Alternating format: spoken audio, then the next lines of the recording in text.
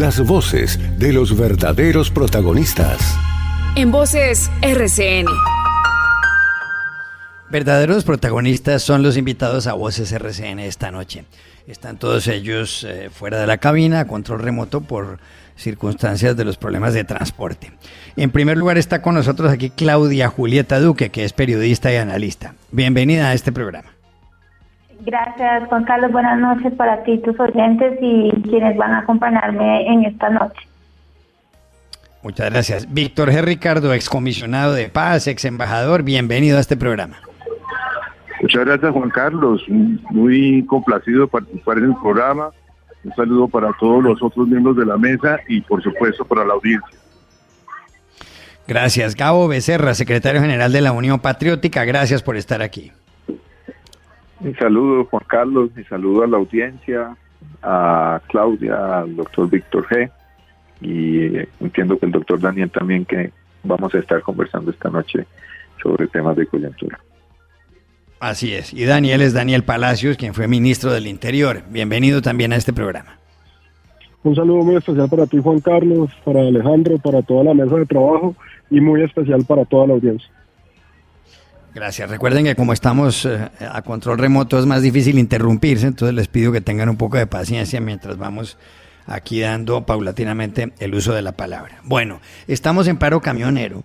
Hoy habló el ministro del Interior, Juan Fernando Cristo, y entre otras cosas dijo lo siguiente. Finalmente hemos llegado hasta el límite del gobierno nacional en una propuesta que consiste en bajar de los 1.904 pesos, de los que hablábamos, habíamos bajado de 6.000 a 1.904, y ahora bajamos de 1.904 a 800, y a 800 no que se hagan efectivos de manera inmediata, sino que se van a hacer efectivos en 4 meses hasta diciembre de este año. Y seguimos dispuestos a la conversación para que nos digan esos 800 pesos, cómo se aumentan durante estos 4 meses. Bueno, aquí hay varias cuestiones. Por un lado, algunos economistas dicen que era imposible no hacerla aumentar los precios de los combustibles, aumentar los precios del diésel, por ejemplo. Pero por otro lado, ve uno lo que está pasando en muchos sitios del país, como estábamos oyendo a nuestros corresponsales. Hay problemas en Antioquia, hay problemas en los Santanderes. El gobernador de Cundinamarca, el doctor Rey, habló hace unos minutos aquí. Dijo, por ejemplo, que en Tocancipá, donde se produce la mayor parte del oxígeno de Cundinamarca y del centro del país, hay inconvenientes para que el oxígeno llegue a los hospitales. Hablaba también él de los problemas con los animales que han muerto, pollos, por ejemplo, que están transportándolos y se mueren en los camiones. Hace un momento hablaba Ana Fernanda Muñoz, la presidenta de la Cámara de Comercio del Cauca, y contaba cómo en el departamento tienen que tirar la leche de los camiones porque no puede llegar a Cali para ser procesada, y cómo ya hay alguna escasez de alimentos y también problemas con el oxígeno en algunas zonas del suroccidente del país. Bien, la pregunta aquí es, ¿está manejando correctamente, responsablemente el gobierno este paro o no? Víctor G. Ricardo. A ver, Juan Carlos, yo creo primero que todo que la protesta social es un instrumento que avala las normas legales, que es de lógica y además que es la libertad de expresión de las personas.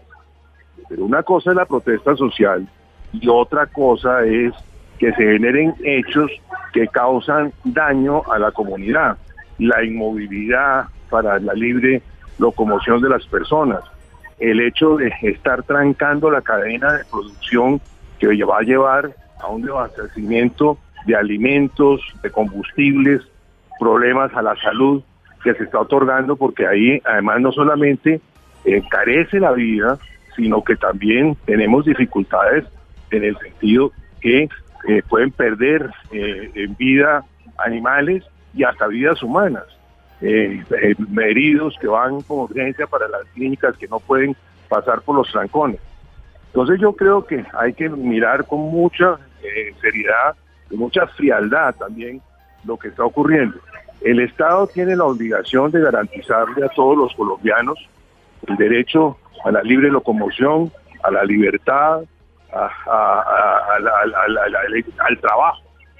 No pueden personas que obstaculizar lo que son los derechos de los ciudadanos. Entonces no es en contra de la protesta social, es de los mecanismos. Por otra parte, el gobierno tiene también cierto límite en su capacidad, porque si a medida que pasan los días se van añadiendo más puntos en contra de los derechos de los ciudadanos, pues el gobierno también va perdiendo la capacidad y la posibilidad de acción para controlar estos desórdenes, que ya no son desórdenes, son obstáculos y violaciones a las normas de derecho colombianos. Gabo Becerra, ¿coincide con el punto de vista de Víctor G. Ricardo?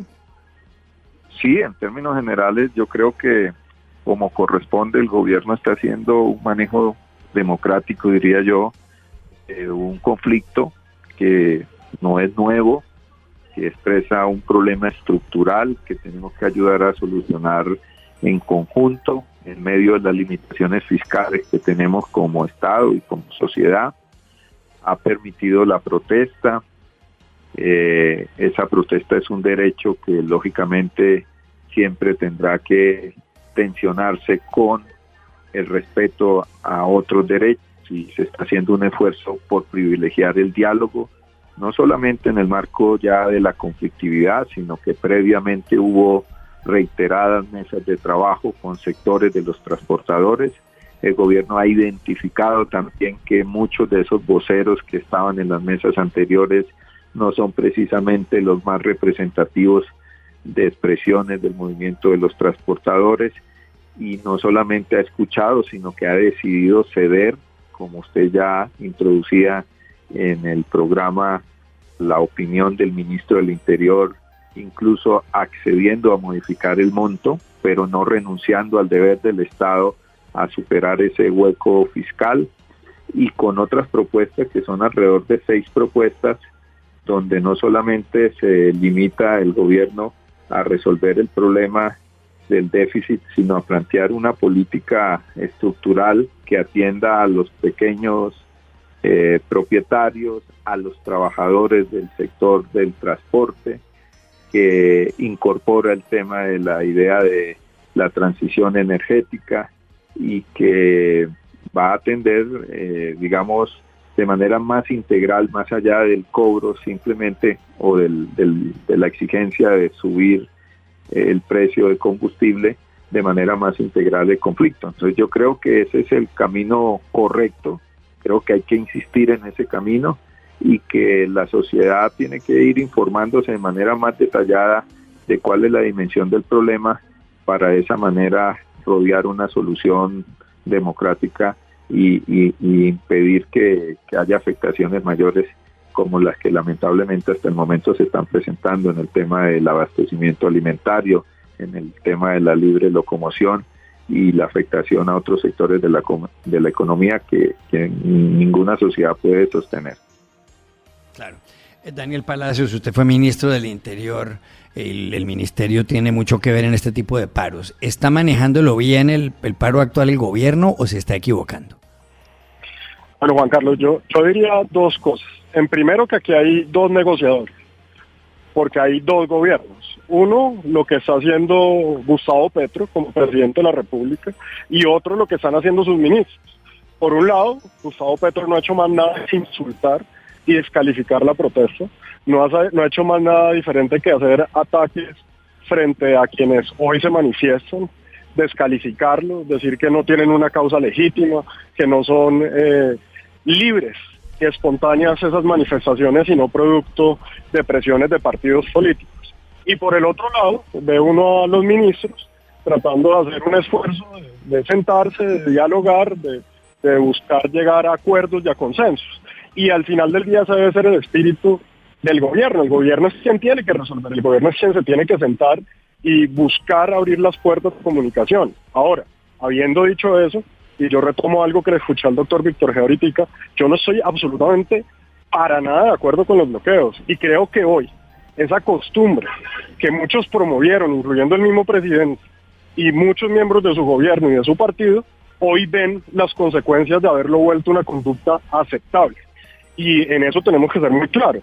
Entonces hoy quien promovió, incentivó y celebró manifestaciones, paros y bloqueos, ahora no le gustan. ¿Qué pasó con el Petro defensor de los faros? Con el Petro promotor de la protesta social. ¿Qué pasó con el Petro que celebraba y que defendía los bloqueos? ¿O es que son solamente válidos cuando son con su ideología política o le sirven un fin político? También me preocupa mucho, Juan Carlos, que sea el presidente quien decide quién tiene derecho a protestar y quién no. La Constitución contempla la protesta y la manifestación no solamente como un hecho de reivindicación social, como ha querido insinuar el presidente, diciendo que es que en el estallido social era una reivindicación social y aquí lo que hay es un grupo de empresarios y de ricos y oligarcas que salen a protestar. Yo creo que eso es desafortunado. Y habiendo dicho eso, nuevamente reitero que los bloqueos no deben ser aceptados, porque los bloqueos generan un daño a la sociedad, porque limitan el derecho del resto de las personas. Ojalá ese mismo consenso lo hubiéramos tenido cuando el estallido mal llamado estallido social y cuando bloquearon con más de 3.500 bloqueos al país.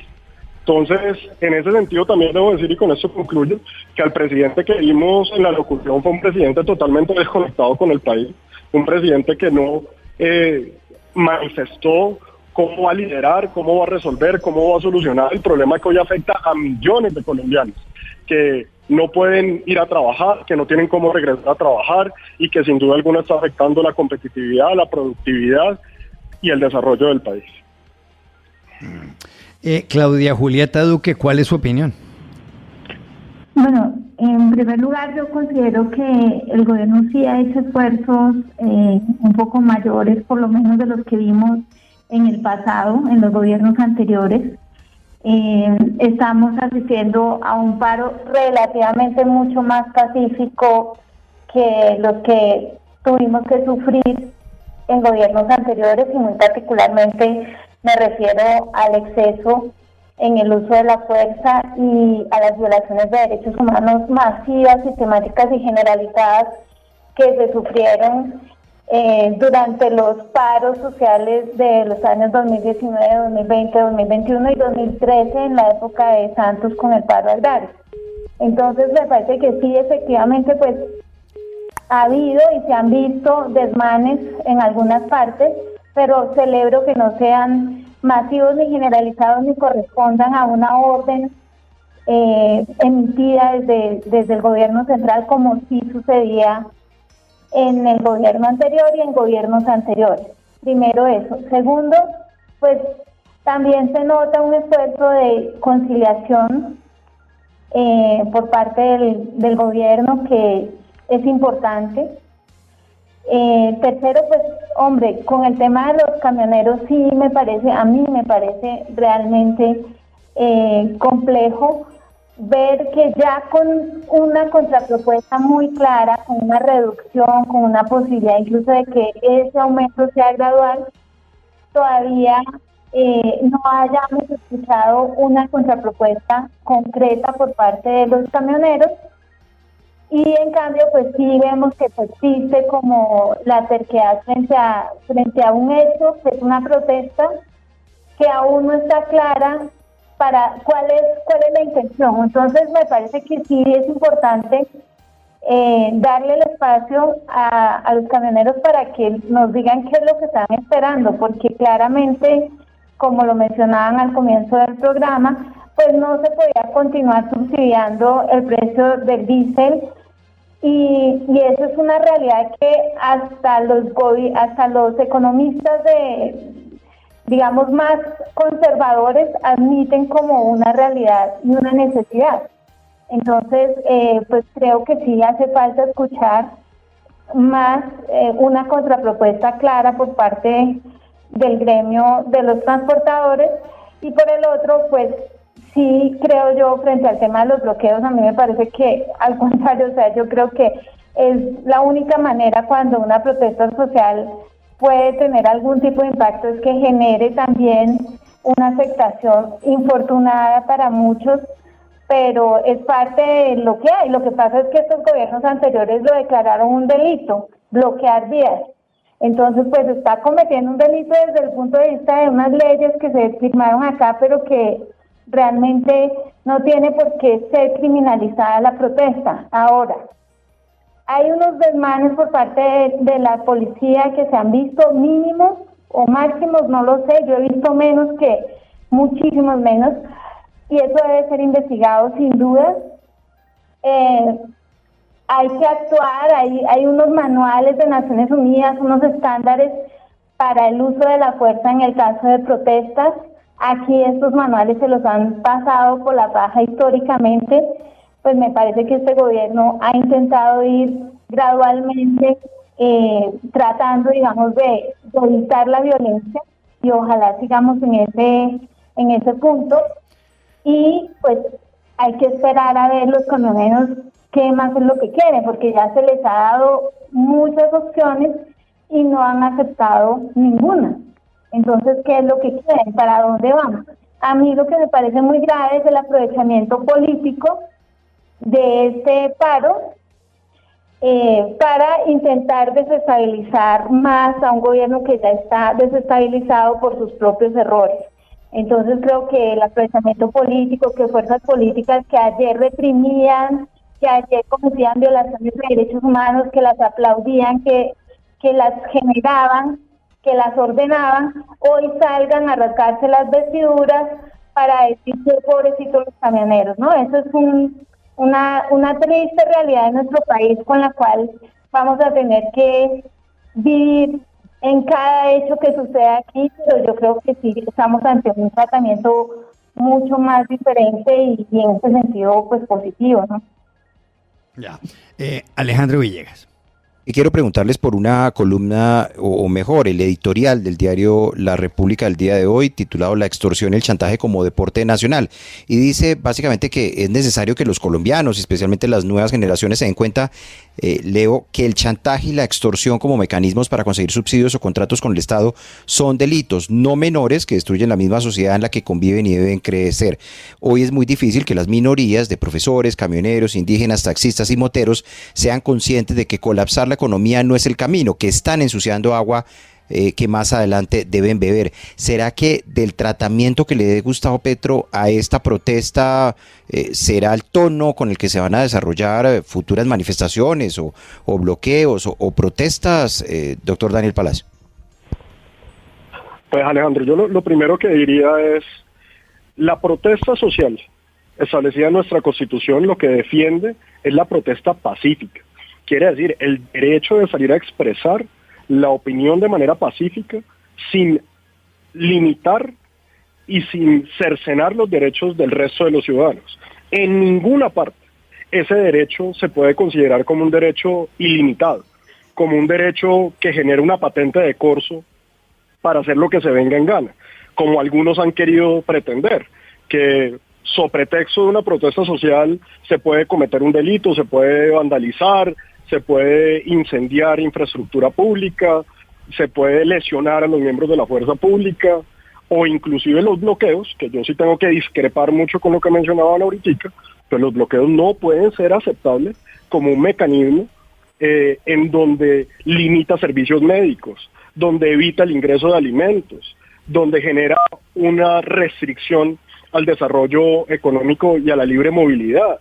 Yo creo que aquí tenemos que hacer un ejercicio como país de entender que una cosa es la protesta pacífica, una cosa es la manifestación que no debe ser estigmatizada por su origen político ni por su estrato social, y otra muy diferente, hacer lo que les dé la gana sobre pretexto de la protesta social. Y yo sí estoy de acuerdo que ese no puede ser un mecanismo, porque entonces bloqueamos el país y nos tienen que dar tanto, bloqueamos y nos tienen que hacer eso. Yo creo que en ninguna forma las vías de hecho en una sociedad democrática deben ser las que deben prevalecer, y en eso debería haber un consenso nacional, sin importar en qué partido político milite o qué ideología política tenga. Pero lo que sí no estoy de acuerdo en mencionar, que es que son otros gobiernos los que perseguían a quienes bloqueaban y ahora no. Yo quiero recordar de manera muy clara que este gobierno le pidió a la Fiscalía General de la Nación abrir investigación penal contra las empresas transportadoras, y además, no siendo suficiente, le pidió a la superintendencia investigar a las empresas transportadoras para también buscar eventuales sanciones. Entonces, ese es el problema cuando uno quiere criticarlo de atrás. Muy bonito cuando las convocaban, muy bonito cuando bloqueaban en el gobierno pasado, pero ahora nada se puede hacer. Y yo por eso nuevamente digo, esta doble moral es la que como país nos afecta mucho. No estoy de acuerdo con los bloqueos, yo estoy de acuerdo contigo, Alejandro, y con esa columna. Hay que buscar que la expresión pacífica, que la expresión a ese derecho social que tenemos todos, no se convierta en una patente de corso para poder delinquir sin ninguna consecuencia. Doctor Gabriel Becerra, de la forma en que responda el gobierno, ¿ese va a ser el tono o el tratamiento futuro que le dará a la protesta social, cree usted? Pues yo creo primero, Alejandro, con mis saludos, es que en una sociedad que vive tantos problemas de diverso orden, político, económico, social, es inevitable que la protesta se desarrolle de manera reiterativa. Muchos analistas han mencionado que uno de los efectos, entre otras cosas, de la firma del acuerdo final de paz es que los conflictos por vías distintas a las armadas se iban a multiplicar. Para algunos eso era un problema, para una democracia eso no debería ser problema, poder canalizar los conflictos. Entonces yo lo primero que quiero llamar la atención es que debemos prepararnos para una sociedad que permanentemente está en conflicto porque no ha podido solucionar ni construir los consensos ni los acuerdos necesarios para convivir de manera más tranquila, por decirlo de alguna manera. En segundo lugar, el objetivo de la protesta es afectar la normalidad. Usted no puede pedir que haya una protesta por el andén simplemente, o una protesta donde no haya obstrucción de la normalidad, del transporte o de otras situaciones. Lo que pasa es que la protesta tiene que tener también unas garantías para que otros sectores que no participan de la protesta sean respetados. Yo coloco las exigencias de este momento. Los transportadores y los sectores que están en la protesta no pueden impedir que hayan corredores para poder garantizar el traslado de los alimentos para una ciudad como Bogotá de 8 millones de habitantes, que si no recibe alimentos estalla. Los organizadores del paro tienen que garantizar bien los temas que tienen que ver con la salud, y hay que exigirle ahora, antes y después a todos los que protesten que esos derechos tienen que respetarse. Y yo sí creo, y lo digo con toda tranquilidad, que este gobierno da un tratamiento desde el punto de vista del orden público a la protesta muy distinto al anterior gobierno y a los anteriores gobiernos.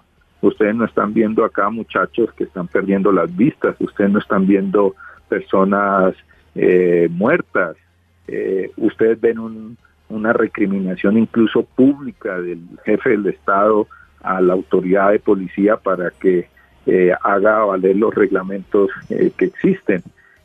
Anteriormente había un gobierno que asesinó, un gobierno que afectó la humanidad de los jóvenes y de muchas personas, y que no aceptaba, incluso ante los informes de la Comisión Interamericana, de la Comisión Interamericana que hizo presencia en el país, que esto fuera así.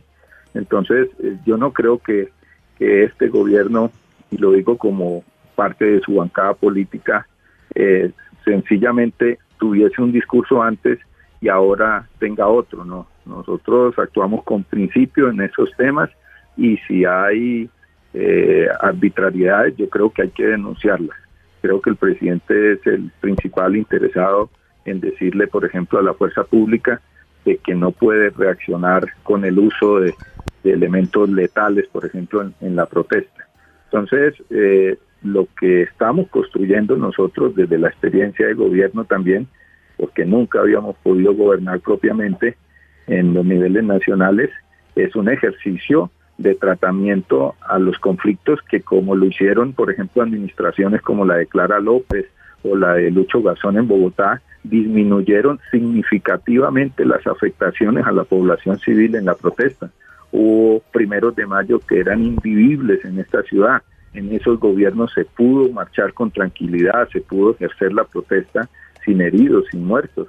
Entonces, yo creo que estamos viviendo un cambio en eso, y todos estamos aprendiendo, pero creo que venimos de menos a más en las garantías a la protesta. Hemos presentado un proyecto al Congreso de la República para regular el derecho a la protesta.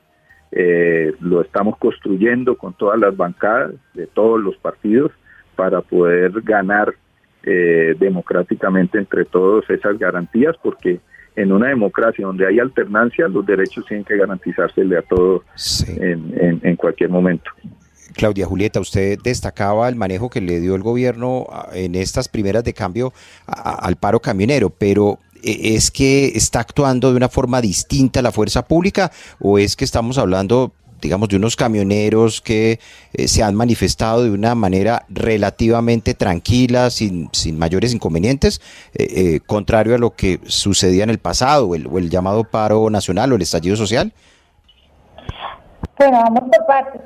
Obviamente los camioneros, con el hecho de atravesar una mula en una vía, ya están afectando completamente la vida pública, ¿no? El transportarse y tal. Estoy de acuerdo con lo que decía ahorita Gabo Becerra, en el sentido de que pues hay que establecer unas normas para que las ambulancias, los alimentos, etcétera, puedan circular sin afectar la vida, digamos, en extremo, ¿no? Pero la movilidad hay que afectarla. Entonces, ahora, a mí no me parece que sea muy difícil en el sentido de protestar. O sea, la protesta, los jóvenes se tomaban una vía y lo que pasa es que directamente llegaba el ESMAD a disparar, a echar gases lacrimógenos, a lanzar bombas aturdidoras, etcétera. Entonces, pues, realmente la conflictividad se exacerbaba, ¿cierto? Primero. Entonces aquí no ha habido eso. Entonces pues tenemos unos camioneros que no se han sentido agredidos y que no están, aunque ayer o antier creo que quemaron llantas y demás, pero en general ha sido pacífico porque la respuesta no ha sido agresiva. No ha sido agresiva. Entonces eso es importante. Ahora, que hay excesos y los ha habido, pues se tienen que investigar, porque ni el primero ni el más chiquito se puede permitir en una democracia. Ahora, respecto al artículo del tiempo, que era la pregunta original. De la República, el editorial de la República. Perdón, el editorial de la República. Bueno, respecto a ese editorial, yo tengo que decir que a este gobierno le cabrían algunas protestas sociales, ¿no? Porque es que se han robado un montón de dinero. El país está desfinanciado porque el dinero de la reforma tributaria que se prepagó por 2 años, entonces se lo comieron en uno y entonces ahora nos van a meter otra reforma y la sociedad está adormecida frente a todo eso.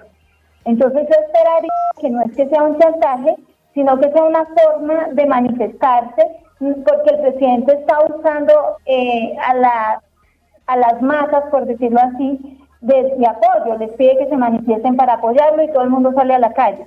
Pero es que en este momento este gobierno también nos está afectando socialmente, nos va a meter una nueva reforma, un montón de cosas que, por favor, o sea, alguien tendría que poder organizarse y decir no estoy de acuerdo. Y eso ya avalarlo, porque es una protesta. A mí no me parece que eso sea una manera de chantaje, sino que es una forma de la ciudadanía de decirle al gobernante: mire, no estoy de acuerdo con lo que está pasando, y me parece que eso no es un chantaje, eso es una manifestación. Sí. Víctor G. Ricardo, ¿cuál es su opinión? Mire, yo creo que aquí hay que decir muy claramente, yo respaldo la protesta social porque la protesta social es la libertad de expresión de las gentes frente a temáticas de uno y otro orden.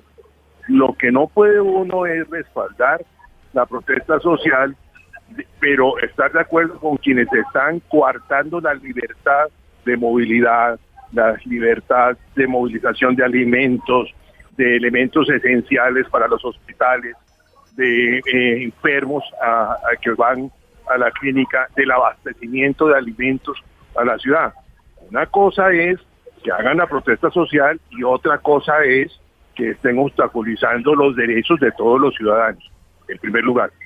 Segundo lugar, pues estamos enfrentados a un tema que evidentemente todos los analistas, yo no he oído a nadie que diga que no está de acuerdo con eso, hay que tapar el hueco fiscal que está generando el hecho de que cobrar un elemento básico para la movilidad, como se dice en el caso del transporte de camiones, con el precio real que deben pagar, porque ese perjuicio que unos dicen que es de 12.000 millones de pesos, otros incluso hablan de cifras más elevadas, pues también tiene efectos en la sociedad, en el pueblo colombiano, porque están dejando de recibir unos beneficios por plata que están recibiendo otros. Y en tercer término, yo escuché al ministro del Interior en su exposición hace un rato que ustedes pasaron, diciendo que habían ya cedido incluso sobre el último momento de la mitad.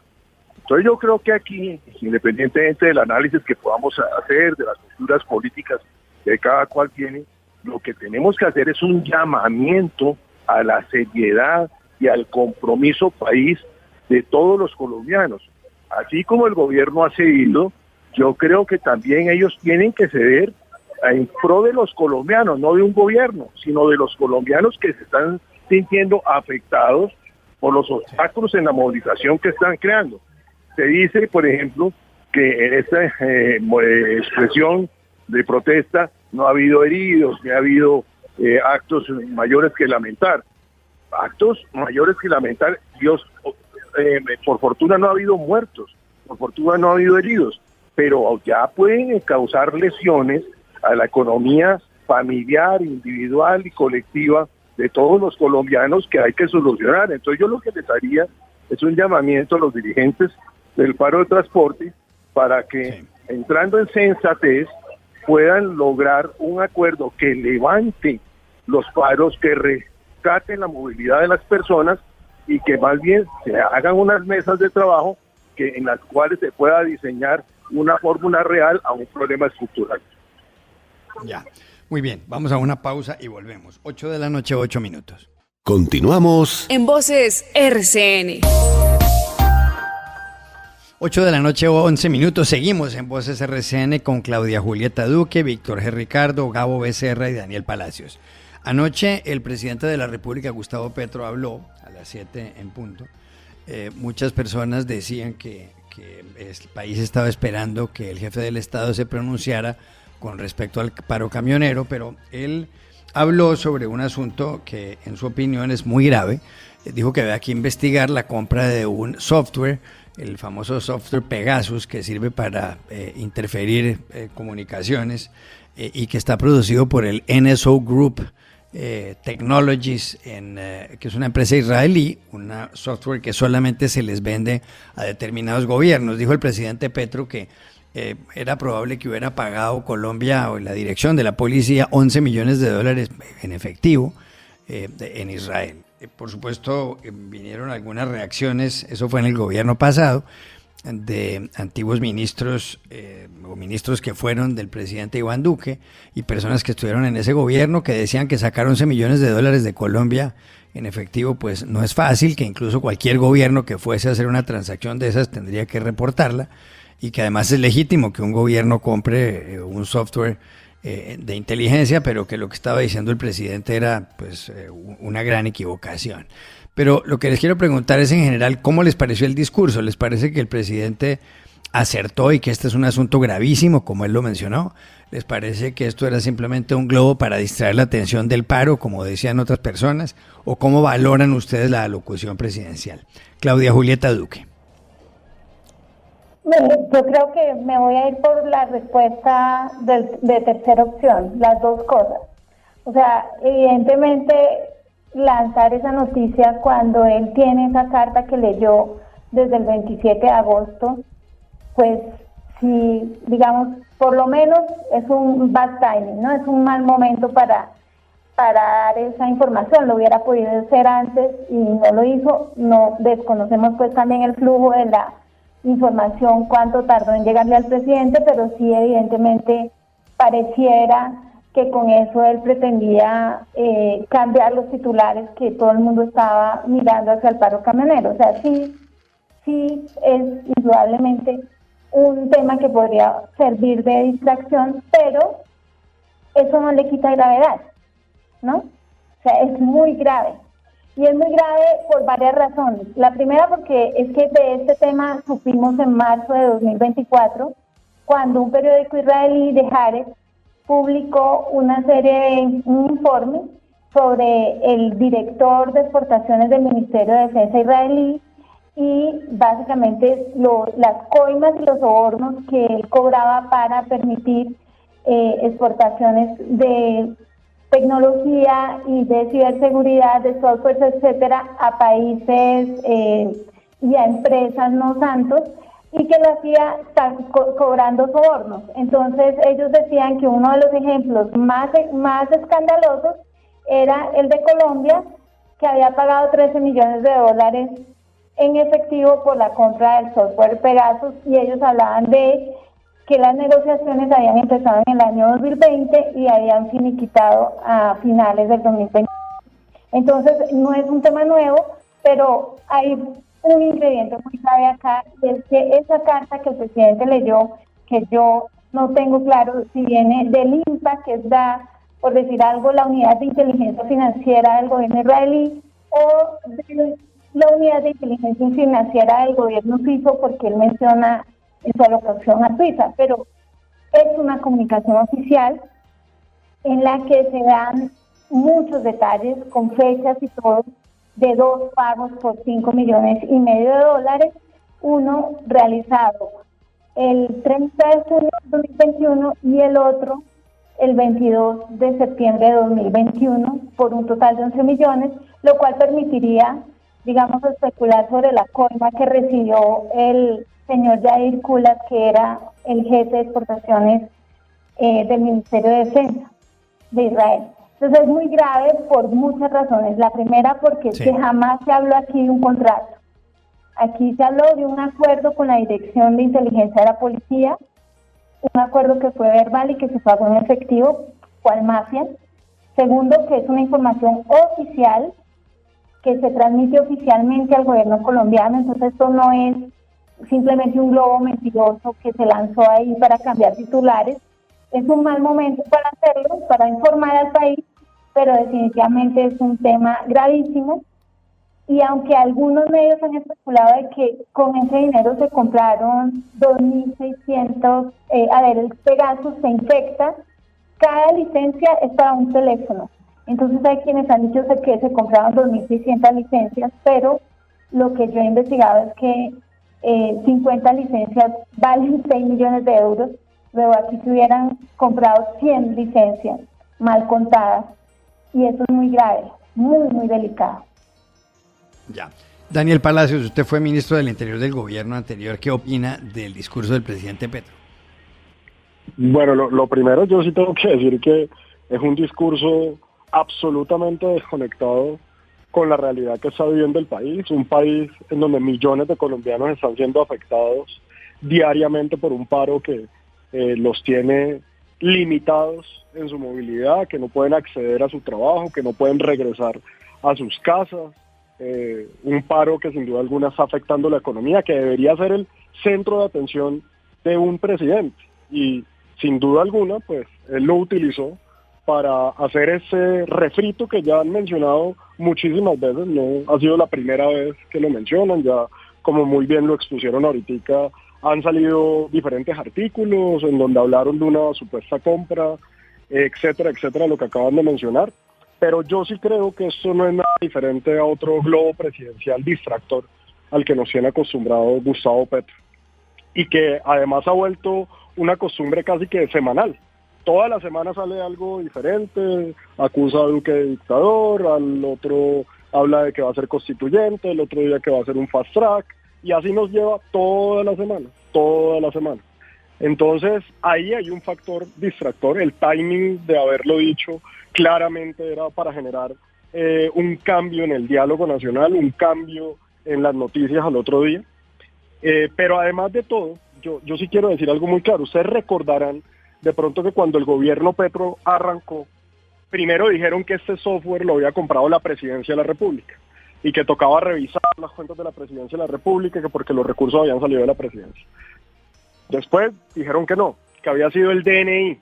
Entonces en el DNI, que cómo lo compraron, que dónde lo compraron, llegaron a la conclusión que en el DNI tampoco fue. Luego que fue en el Ministerio de Defensa. Después llegaron a la conclusión que el Ministerio de Defensa tampoco, y entonces ahora dicen que la Policía Nacional.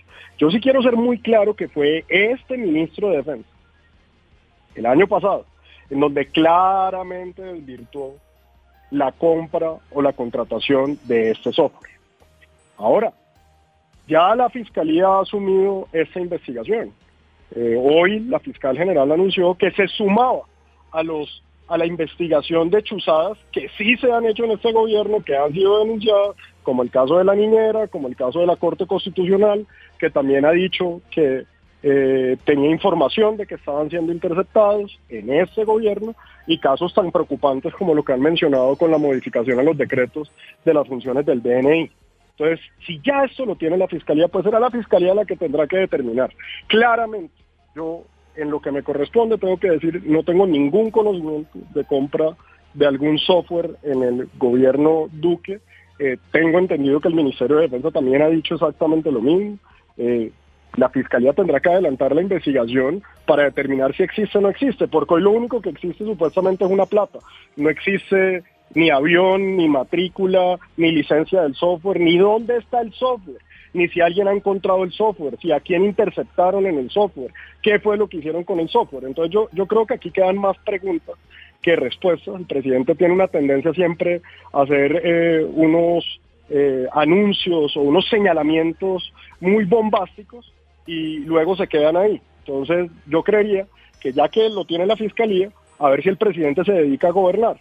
Ya que salió con su anuncio, ya deje que la Fiscalía adelante su investigación, determine si existe o no existe, y a ver si el presidente de pronto se dedica un ratico a gobernar, a ver si resuelve los problemas del país, porque van 2 años y medio, casi 2 años y medio de gobierno, y todo lo que vemos es espejo retrovisor, la culpa la tiene todo el mundo, el gobierno es una víctima, lo van a tumbar, el pobrecito que no lo dejan hacer. Ese ha sido el tono de este gobierno, y no deja de sorprender que todas las semanas salga con un globo distractor diferente. Ya. Gabo Becerra, ¿cuál es su opinión?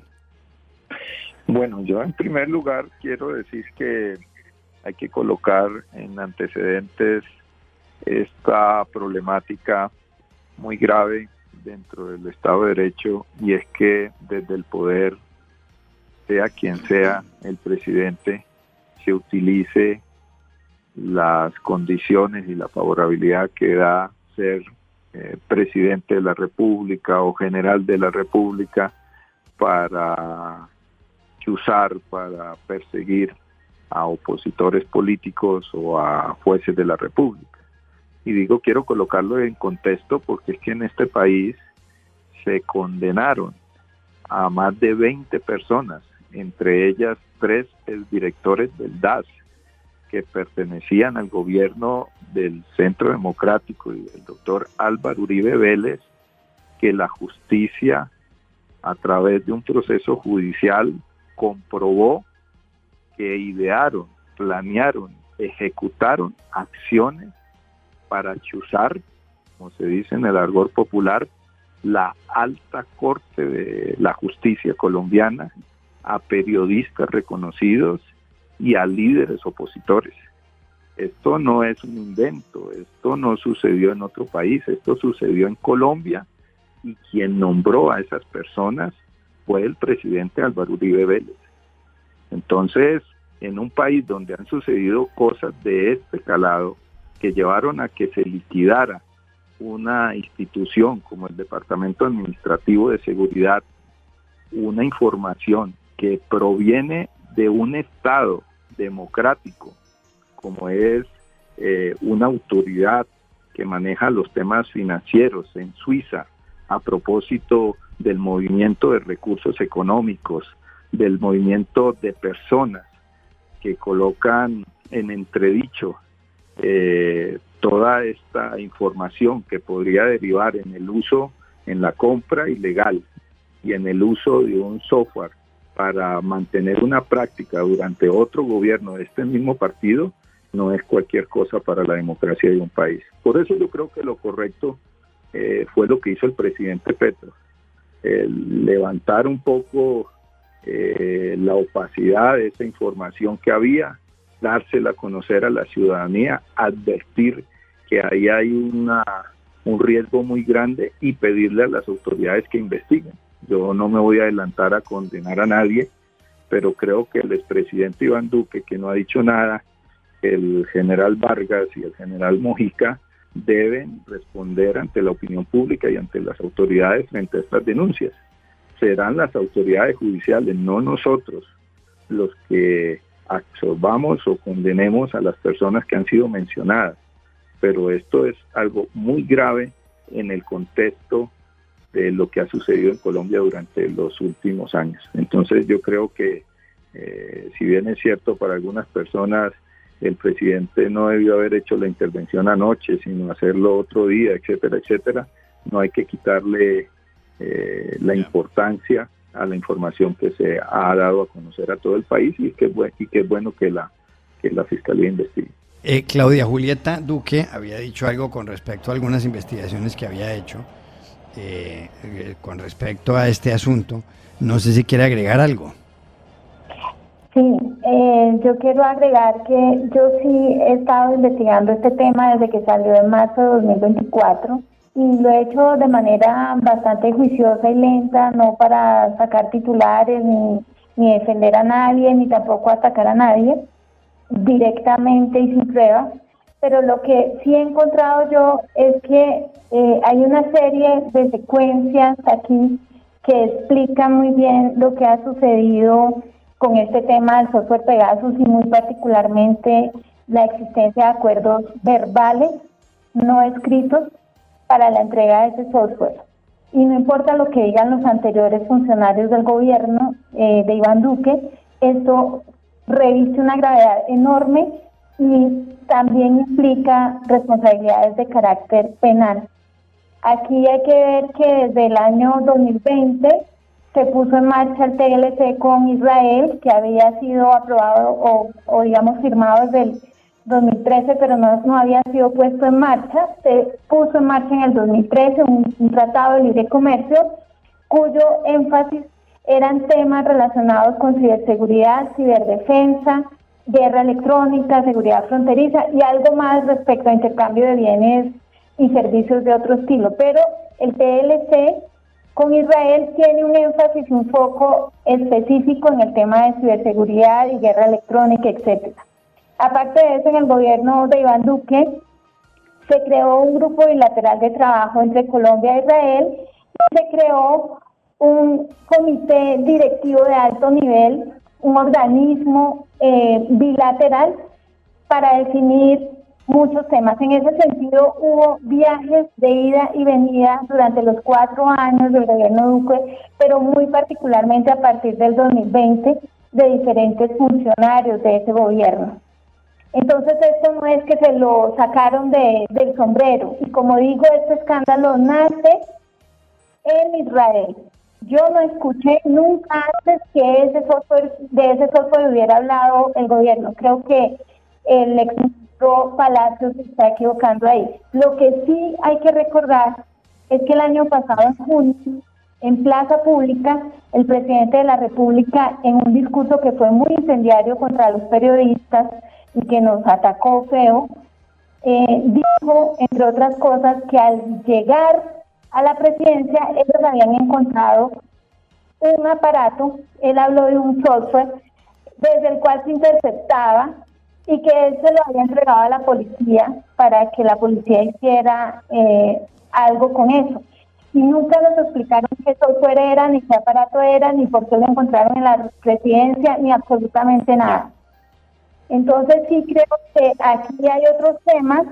Yo no quiero dar nombres, pero yo tengo 2 nombres identificados del gobierno Duque que trabajaron directamente en esto y espero seguir trabajando despacio. Ahora ya tenemos una confirmación, como digo yo, de una unidad de inteligencia financiera de otro país, que es muy importante. No podemos simplemente decir que no, que eso no es verdad y que se lo inventaron, porque hasta nos dieron el número del oficio, la fecha del oficio, las fechas de las consignaciones, etcétera. Entonces no es realmente tan fácil.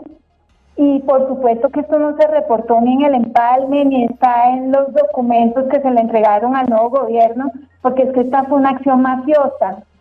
se compró en efectivo, como lo hace la mafia, para utilizar ilegalmente un software que desde la perspectiva legal en Colombia está prohibido.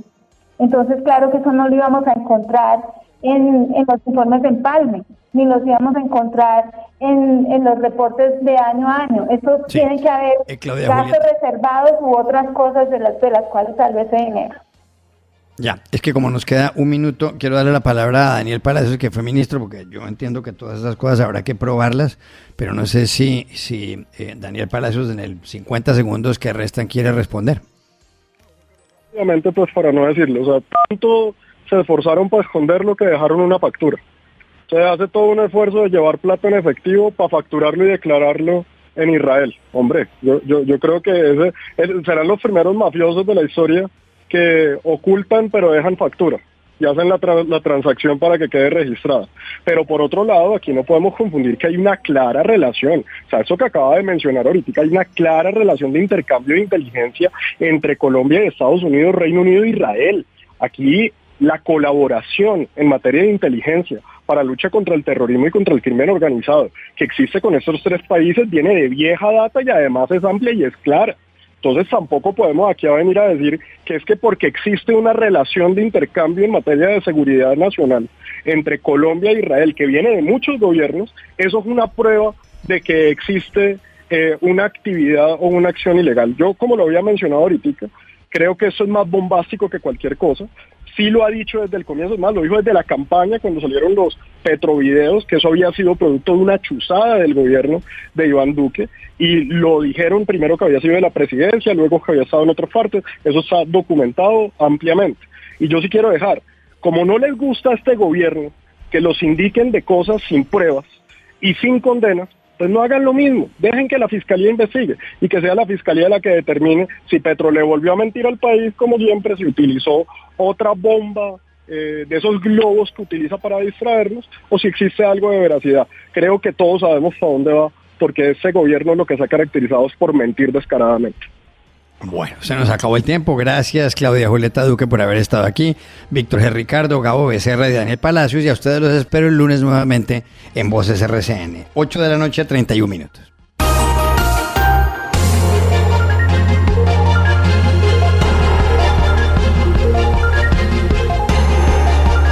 Voces RCN.